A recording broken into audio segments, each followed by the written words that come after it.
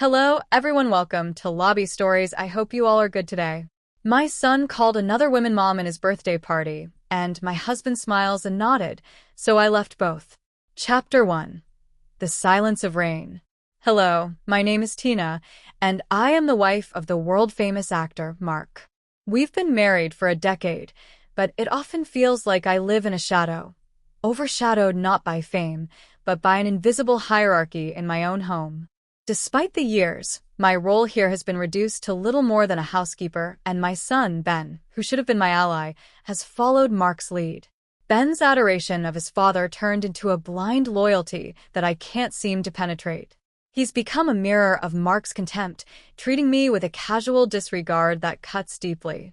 It's been 8 months since Ben last called me Mom, replacing it with my first name as if to remind me of my place in this crumbling family structure. Tonight was supposed to be different. It was Ben's birthday, and I decorated the house with balloons and streamers, preparing his favorite dishes as a heartfelt gesture of love. Everything was ready for a celebration that never seemed to come. The night was cold, and the rain pounded relentlessly against the windows as I rushed out to fetch the birthday cake from the bakery. My heart raced with excitement, despite the weather's unkindness. Yet, as fate would have it, I slipped in the mud, my world blurring into a cold, dark haze. I struggled to my feet, shivering as the rain mingled with my tears. I called Mark, desperate for help, but he dismissed my plea with a curt refusal, an all too familiar sting. With no other choice, I called emergency services. The next 2 hours dragged on endlessly as I sat in the waiting room, feverish and in pain, my arm throbbing from a probable fracture. When I finally returned home, the house was eerily silent. The light from the hall seemed to dim, casting long shadows that mirrored the chill in my heart. As I stood at the front door, shivering, I heard a sound that cut through the night like a knife, a voice I had hoped to hear with warmth, now laced with cold indifference. Ben's voice, but not directed at me. "Mom," he said, but the name was directed at Sarah, Mark's manager, who had somehow taken my place. The realization hit me like a tidal wave. My son, my flesh and blood, was calling another woman Mom. The betrayal was not just in the physical pain of my injury, but in the profound emotional wound that it revealed.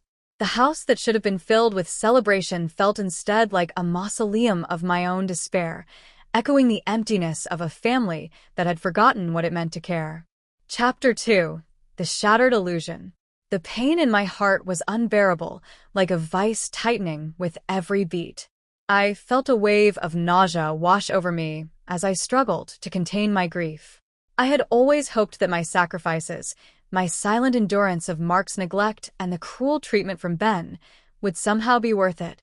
But now, as I stood there, I was faced with the stark reality that my presence was not only unacknowledged but unwanted. The house, which should have been a sanctuary, felt like a prison. I moved silently to the window, hoping to catch a glimpse of what I wished was a nightmare. But reality proved harsher than any dream. My heart sank as I saw Ben, my beloved son, in the arms of another woman, laughing and celebrating his birthday with a glee that had always been mine to nurture. Inside the house, the atmosphere was festive, but it mocked me. Mark, my husband, was draped over Sarah, his manager, his laughter ringing out with a familiarity that was never meant for me. I watched, hidden in the darkness, as Ben clung to Sarah's hand, showing her off to his friends with an unbridled pride that I had once hoped to receive. "Look here," he said, his voice tinged with adoration. "This is my mom. Isn't she pretty?" The words cut deeper than any blade ever could. The pain was so intense that I felt as if my heart was being torn into a million pieces, scattered across the cold, unforgiving ground. My breath caught in my throat, and the tears that I had tried so hard to suppress now flowed freely, blurring my vision. Each tear felt like a testament to the love I had given, which had now turned to ashes in my mouth.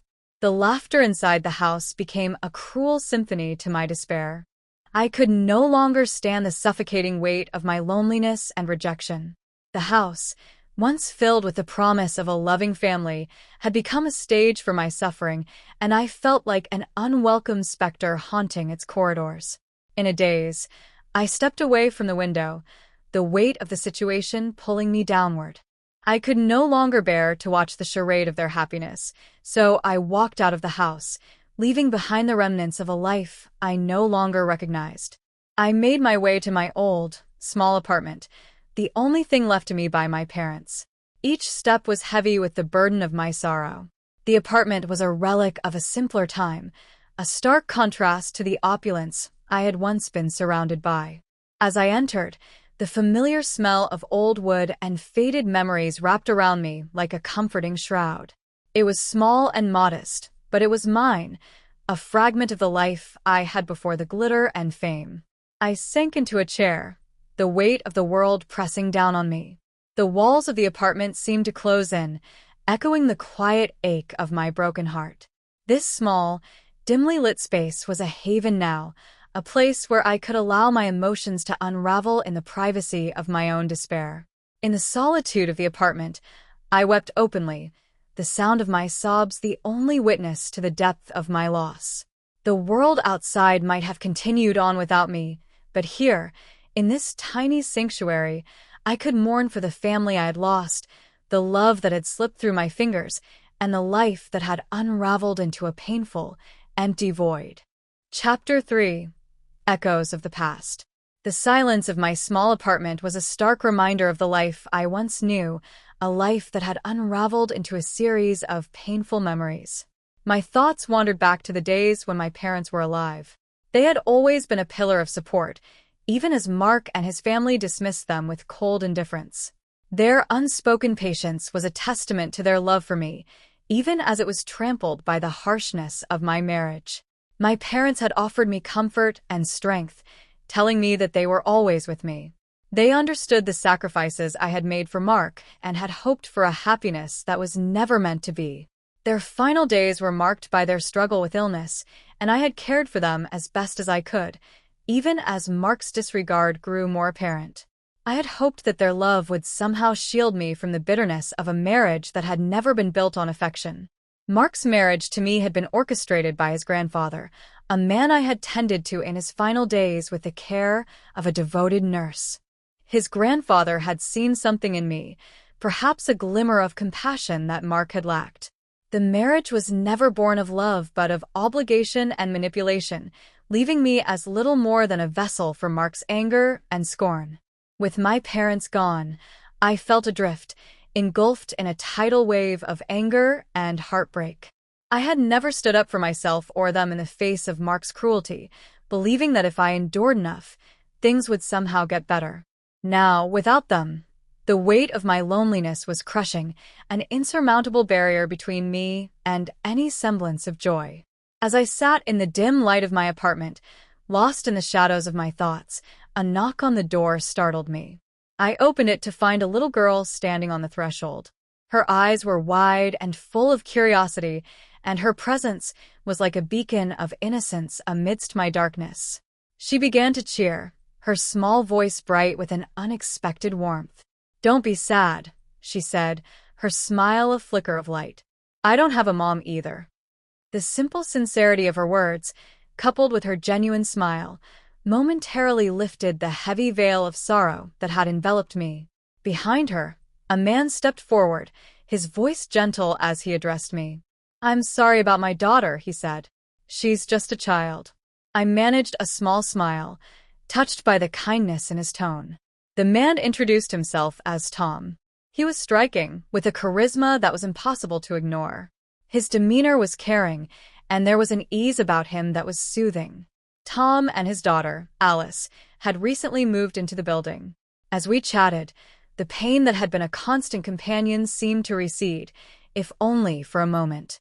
Alice reached out and took my hand, her tiny fingers warm against my skin. "Will you have dinner with us?" she asked with a sincerity that was both refreshing and heartwarming.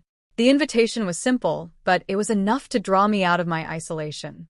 I agreed, and for the first time in days, I found myself looking forward to something. Dinner with Tom and Alice was a surprising balm for my aching soul.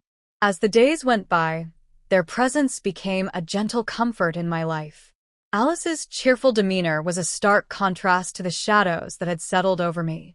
Her tiny hands helped me apply ointment to a minor injury, her care so tender that it almost made me forget the weight of my grief. Tom's kindness and Alice's innocence provided a respite from the relentless pain I had been enduring. They became a small, bright spot in the dim landscape of my life, reminding me that even in the depths of despair, there were moments of connection and kindness that could offer solace.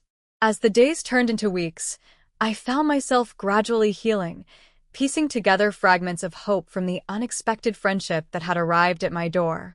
The echoes of the past still lingered, but now they were accompanied by the promise of new beginnings, forged in the warmth of human connection and the gentle presence of those who cared. Chapter 4. The Final Act. 10 days had passed since I had last heard from Mark. During that time, the weight of my past emotions had worn me down to a numb indifference. The house, once filled with echoes of a fading family, had become a hollow shell where I wandered through my days like a ghost. The only light that had pierced the darkness came from Tom and Alice, whose presence had been a soothing balm to my soul. Then the call came. Mark's voice, cold and commanding, cut through the silence of my apartment. "You need to come home and take responsibility for Ben, or I'll divorce you. You'll never see him again." The threat was clear and unmistakable. I listened in stunned silence. His words no longer held the power they once did. The emotional reserves I had once used to cope with his demands were depleted. I felt a steely resolve harden within me. "Fine," I replied, my voice devoid of emotion. "Let's get the divorce tomorrow at 9 in the morning. I don't want Ben." "You can have him. Just end this." There was a long pause on the other end of the line. The silence stretched out, heavy and oppressive. Before he could respond, I hung up, feeling a sense of liberation mingled with sorrow. The next morning I waited. The minutes dragged by, and the hours seemed to stretch into infinity. Mark didn't show up. My frustration simmered as I realized that he wasn't going to follow through. Determined to end this chapter of my life, I reached out to a friend who worked at a legal firm. She was efficient, her response swift. Within hours, she had prepared the divorce papers and sent them to Mark. The following day, I was greeted by the sound of a knock at the door. I opened it to find Mark and Ben standing there. Mark's expression was a mask of anger and frustration, while Ben's face was streaked with tears. He clung to my leg, his small frame trembling. "I'm sorry, Mom," he pleaded. "I'll be a good boy. Don't leave me." The sight of my son, vulnerable and pleading, should have softened my heart. But in that moment, the emotional distance I had built felt like a protective shield. I looked down at Ben, my heart heavy but resolute. "Why are you here?" I asked coldly. "You already have another mother. I'm just a maid to you. You and Mark need someone to take care of you, not a mother." Mark's anger boiled over. "Tina, please. I'll do better. There's nothing between me and Sarah. I promise." I pulled out my phone and showed him a series of photos. The images were stark and revealing, Sarah and Mark in intimate moments, followed by Sarah entering a hotel room with other actors and producers. Mark's face contorted with shock and disbelief as he took in the evidence of his infidelity. His eyes became hollow, reflecting a profound emptiness as he realized the extent of Sarah's involvement with others. The reality of the situation hit him hard. His anger gave way to a deep, disillusioned silence.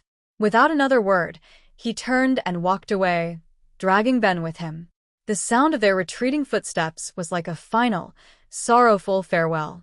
As the door closed behind them, I felt a wave of bittersweet relief. The end of my marriage was now official, but the cost had been steep. The finality of it all settled heavily upon me. I looked around my small apartment, a space that had become my refuge from the turmoil of the past few months. It was quiet now, save for the soft murmur of the city outside, a reminder of the world that continued to spin outside my personal storm. I sank into a chair, the weight of the past weeks pressing down on me. The pain of separation, the loss of my family, and the enduring ache of betrayal were all etched into my heart. Yet, amidst the sadness, there was a flicker of hope for a future where I could rebuild, find solace, and perhaps even rediscover a sense of self. Chapter 5. The Last Plea. The morning light streamed through the thin curtains of my small apartment, casting a soft, warm glow on the modest space. Alice and I were still sleeping, her small frame curled up beside me in a rare moment of peace. Tom had left for a work trip, leaving us to enjoy a quiet day together. The calm was abruptly shattered by a loud banging on the door. Startled, I shook Alice awake and went to the door, peeking through the peephole. My heart sank as I saw Ben and Mark standing there, holding flowers and gifts. Ben's face was a mix of desperation and anger, while Mark's expression was a blend of remorse and pleading. Alice, sensing the disturbance, clung tightly to my leg, her small fingers gripping for comfort. I opened the door, and Mark immediately began to speak, his voice filled with an urgency that spoke of deep regret. Tina, I'm sorry. I was blind to your love. Please forgive me. Give me one last chance. Ben, meanwhile, was pushing Alice away with increasing force, his voice a mixture of anger and entitlement. Get away from her. She's my mom. His eyes were filled with tears, and he was sobbing uncontrollably. Despite the chaos unfolding at the doorstep, I focused on Alice. I scooped her up in my arms, holding her close as I tried to soothe her trembling form. Ben's cries and Mark's desperate pleas were background noise to my determination to comfort this little girl who had become a bright spot in my life. Mark's pleas grew more desperate. Please, Tina, don't do this. I'm begging you. I looked at Mark with a mix of sadness and resolve. Where was I on Ben's last birthday? I demanded. Did you call me that day? Did you even pick up my calls?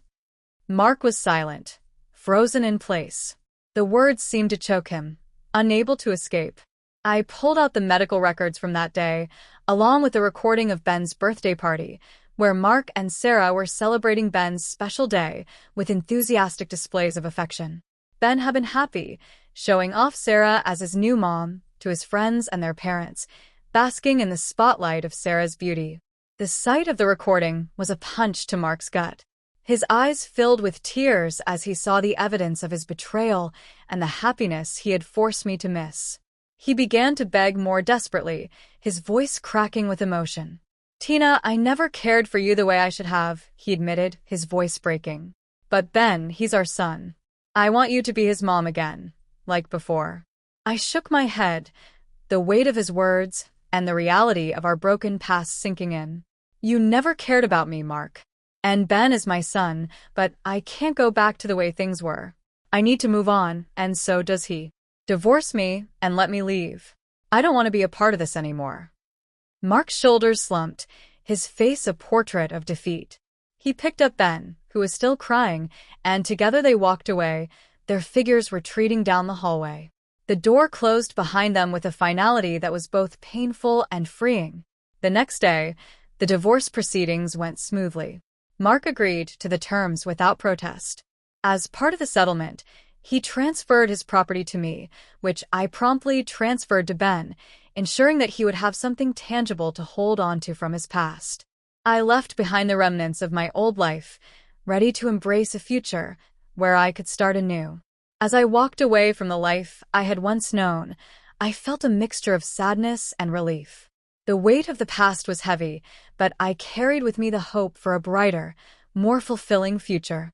The journey ahead was uncertain, but for the first time in a long time, I felt a sense of liberation, ready to face whatever came next with the strength I had rediscovered within myself.